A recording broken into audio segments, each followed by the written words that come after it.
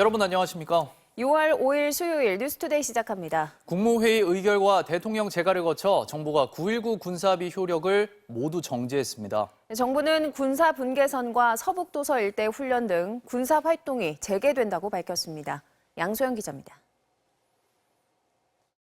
국무회의에서 의결된 효력 정지안은 대통령 재가를 거쳐 북한에 통보됐습니다. 정부는 공식 브리핑이 북한에 대한 통보 효과를 가진다면서 이를 기해 9.19 군사합의 효력은 전부 정지됐다고 했습니다. 정부는 우리 군이 국민의 생명과 재산을 보호하기 위한 군사활동에 더 이상 제약을 받지 않도록 9.19 군사합의의 전무 효력 정지를 결정했습니다. 이로써 9.19 군사합의로 부여잡고 있던 남북 간 군사적 충돌 방지를 위한 안전장치는 사라졌습니다. 9.19 군사합의는 2018년 당시 문재인 대통령과 김정은 북한 국무위원장이 채택한 평양 공동선언 부속 합의로 군사적 긴장 완화를 위해 체결됐습니다. 군사분계선 일대 육상, 해상, 공중에서 군사훈련을 금지하는 등 적대 행위를 멈추기로 한 합의입니다. 9.19 군사합의의 효력이 정지되면서 국방부는 군사분계선과 서북도서 일대 모든 군사활동이 정상화된다고 밝혔습니다.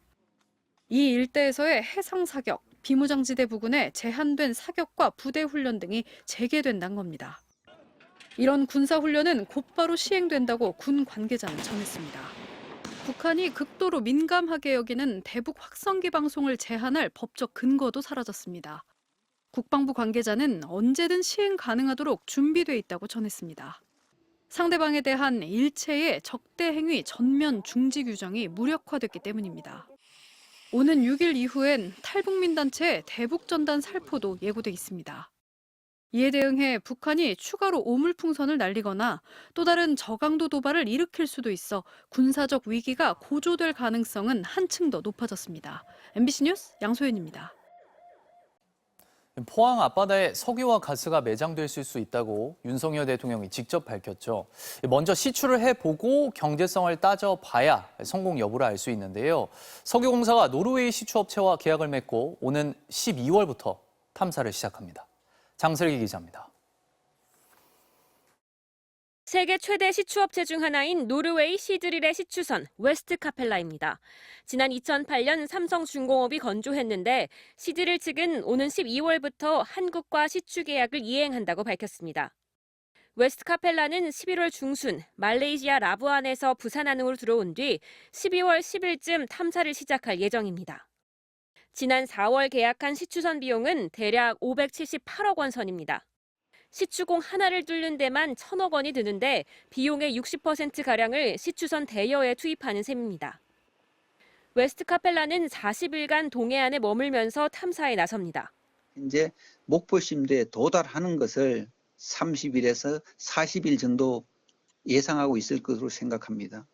우리가 목포심대에 도달하고 나면 정말 석유가 있는지 그리고 지층은 얼마나 좋은지 각종 테스트를 하게 됩니다. 정부가 물리탐사 자료의 분석을 맡긴 심해평가기관 액트지오의 전문가도 우리나라를 찾습니다. 액트지오의 비토르 아브레우 박사는 석유공사와 정부 관계자들을 만난 뒤 공개 회견도 열 것으로 알려졌습니다. 정부가 밝힌 성공 가능성 20%에 대해 일각에서 제기하는 의구심을 불식시키려는 의도로 해석됩니다. MBC 뉴스 장슬기입니다. 이원석 검찰총장이 김건희 여사 소환 조사가 필요하다는 생각을 주변에 밝힌 것으로 알려졌습니다. 이달 안에 소환을 통보할 거라는 관측도 나오는데요. 검찰총장과 대통령실의 갈등이 또다시 불거질 수 있습니다. 김사원 기자입니다. 김건희 여사 소환 필요성을 묻자 법 앞에 성역이 없다고 한 이원석 검찰총장. 비단 이 사건만이 아니라 모든 사건에 있어서 제가 검사들에게 당부하는 것은 우리 법 앞에 예외도 특혜도 성역도 없다. 이 총장이 최근 주변에 김 여사 명품백 수수 의혹 수사와 관련해 반드시 소환이 이뤄져야 한다고 말한 걸로 알려졌습니다. 소환 조사 방침을 분명히 한 겁니다. 지난달 2일 이 총장은 명품백 수사를 철저하고 신속하게 수사하라고 지시했습니다. 검찰 인사가 끝난 지난주에는 수사 전담팀 부장 검사도 불러 보고도 받았습니다. 수사팀은 김 여사에게 샤넬 화장품과 디올백을 줬다는 최재형 목사를 2차례 불러 조사했습니다. 김창준 전 미국 연방 하원 의원을 사후에 국립묘지에 안장할 수 있도록 김 여사 측에 부탁했다는 진술과 대통령실 직원이 이를 확인했다는 통화 녹음 등 증거도 확보했습니다. 저기 김창정 의원님 건으로 서초동으로부터 연락을 받았어요. 예.